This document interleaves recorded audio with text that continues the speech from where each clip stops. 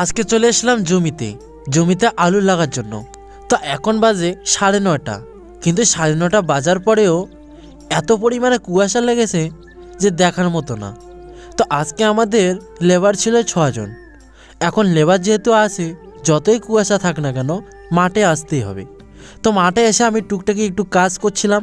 I hope তোমাদের যদি ভিডিওটা ভালো লেগে থাকে অবশ্যই একটা লাইক করবে। তাহলে কাজ করতে করতে বেজে গেল 1:30।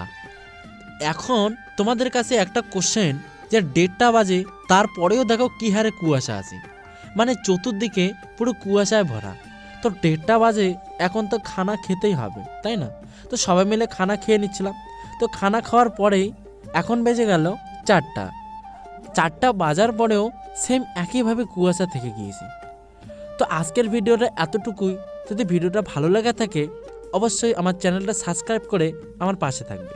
দেখা হচ্ছে পরের ভিডিওতে।